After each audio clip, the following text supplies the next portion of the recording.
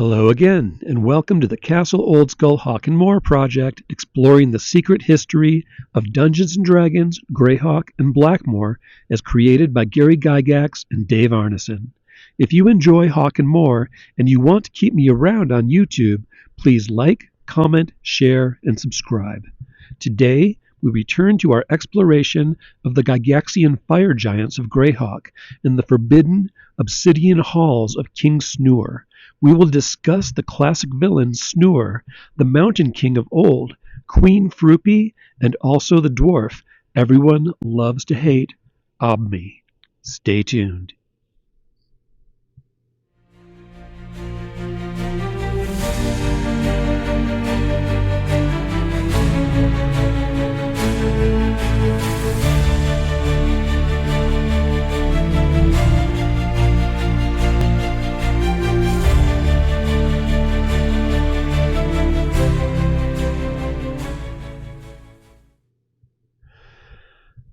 Now that we know from our last episode about fire giants and drow, it is time to move on to a deeper exploration of the Hall of the Fire Giant King itself.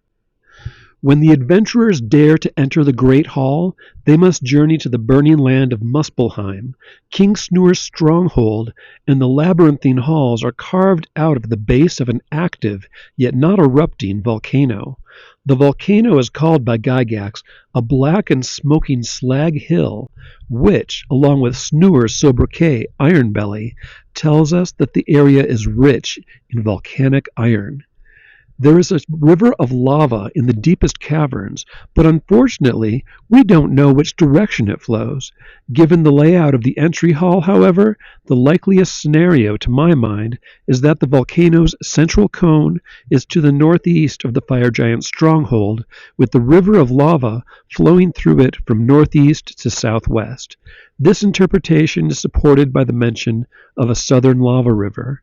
The mighty fortress is probably carved from cored out and widened lava tubes, and it would take great care and mastery to ensure that the entire place is not ever flooded with magma. The great gates here are of polished obsidian. Gygax's inspiration for this entry would come from the Roaring Trumpet, where we read, "As they passed the gatekeeper, Harold Shea noticed that he held a sword along which flickered a yellow flame with thick curling smoke rising from it, as though burning oil were running down the blade.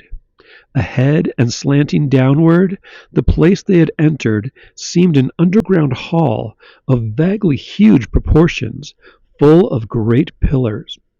Flares of yellow light threw changing shadows as they moved. There was a stench of sulfur and a dull, machine-like banging." In Gygax's version of this stronghold, this entrance is held vigil by two-headed Etten guards, likely because one head of the creature is almost always awake. David C. Sutherland's illustration, with an Etten on the left, seems to show one garbed in an interglacial-era spotted lion hide. These Ettins might therefore come from the same place as the cloud giants, who tame and raise spotted lions. In the world of Greyhawk, this would be the Ulsbrew Mountains. The Grand Hall's architecture features pillars of carven dwarf slaves being crushed, providing us with interesting fleeting glimpses at the enduring hatreds and long-ago wars between the dwarf kings and the fire giants of old. And here, of course, lairs King Snurre himself.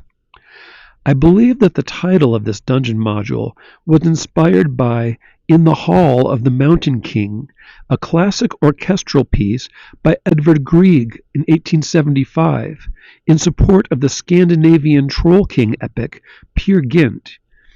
This music is played when the dream explorer, Peer Gynt, enters the nether palace of Dovregubben, the grand troll and mountain king. The scene's introduction continues thereafter. In that play, there is a great crowd of troll courtiers, gnomes, and goblins. Dovregubben himself sits on his throne, with crown and scepter, surrounded by his children and relatives. Peer Gynt, our hero, stands before him. There is a tremendous uproar in the hall. The lines that are sung at this time are the first lines in the scene.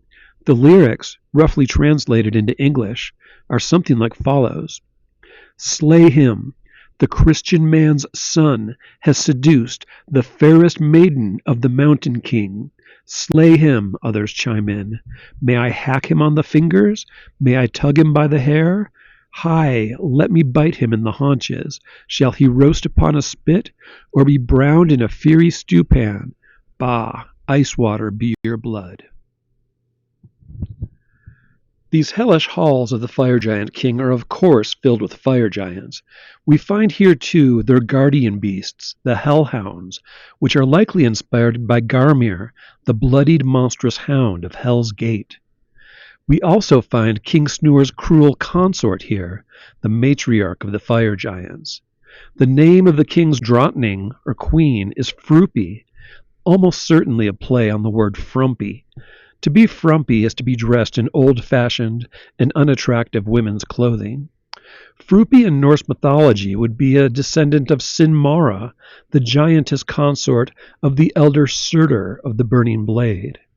The name Sinmara has many possible roots in Old Norse, with theories pointing toward the concepts of sin, cinders, muscle, and ash.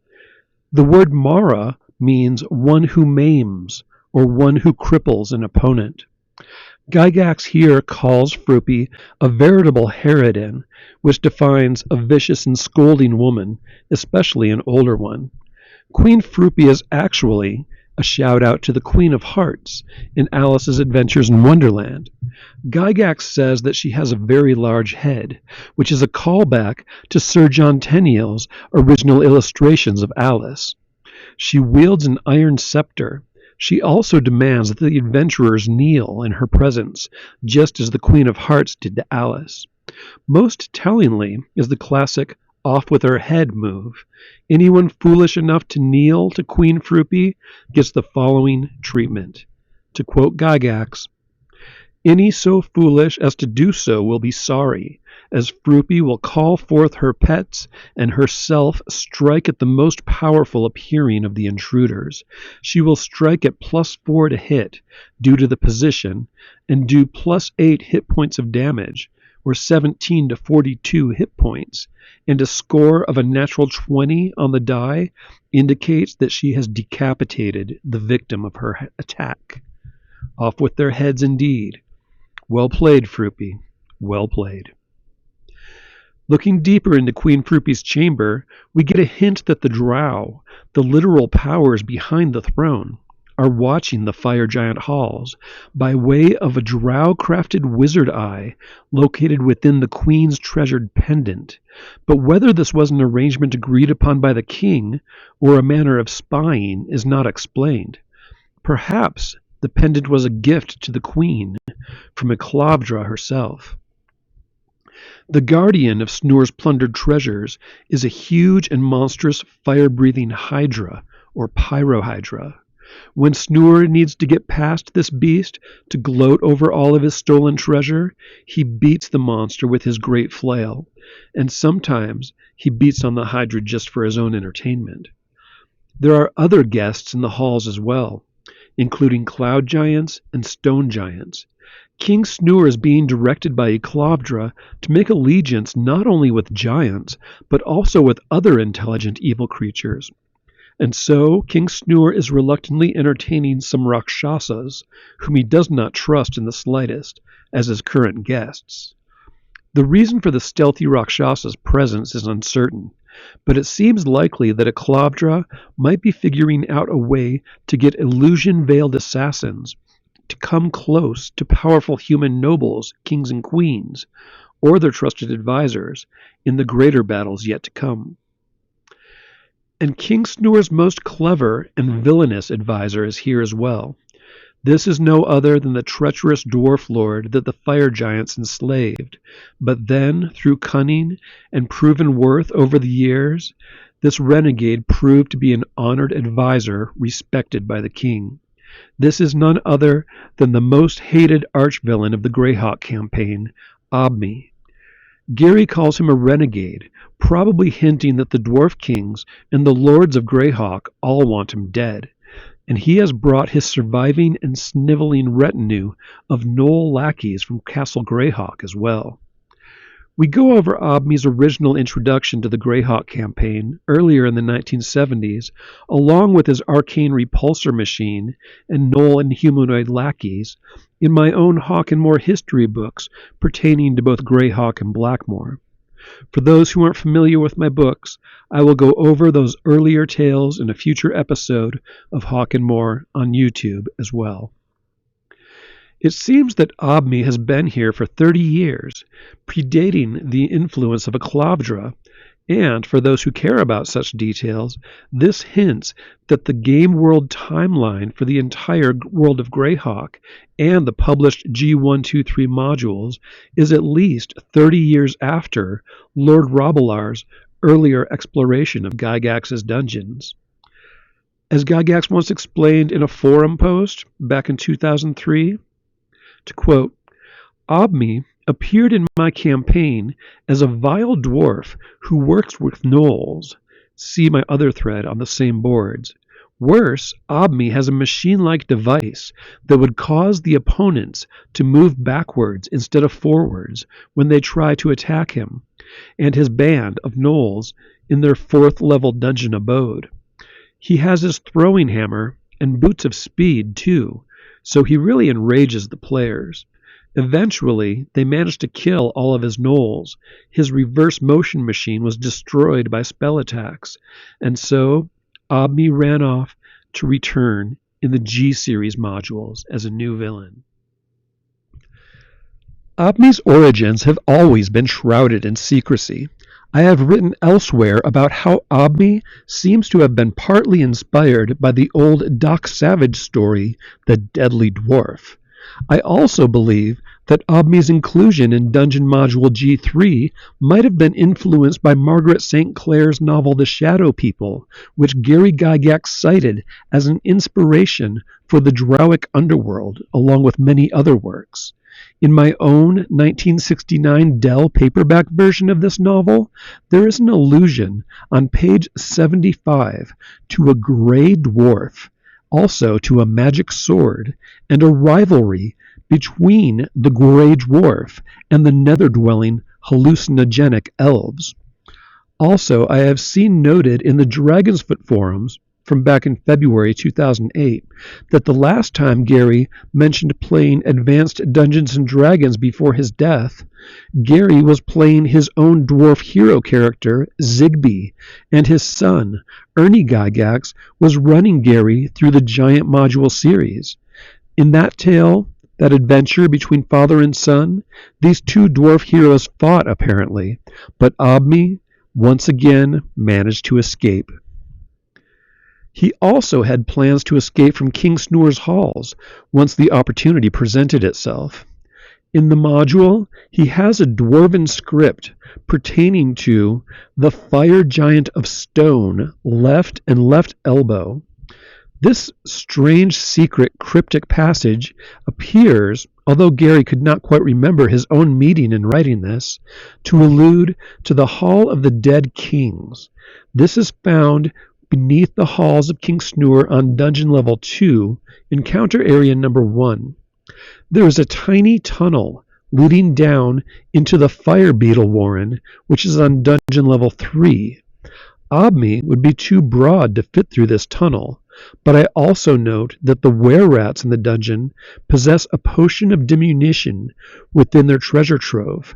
Perhaps Obmi would bargain for such. The mystery behind this passage can never fully be solved now, but most of the pieces are there for us to ponder in between the lines. From Obmi's own treasure, we also learn that the raids of the giants are a precursor to a stronger invasion which will, with drow assistance, hit the provinces to the east and to the northeast. That means, specifically, the hold of the Sea Princes, the Yeomanry, and possibly Sterrick as well. Clearly, the entire world of Greyhawk would be imperiled if the giants and the drow were not halted by the valiant efforts of the intrepid heroes. And there are many more secrets about the halls to be shared. But that is all that I have for you for the time being. In our future excursions below King Snurre's halls, we will dig into the matter of the drow, the netherworld of the dark elves, as well as the elder elemental god and the machinations of that dark high priestess, Eclavdra. Thank you for watching, and thank you for listening. I hope you are enjoying the series so far. Stay tuned.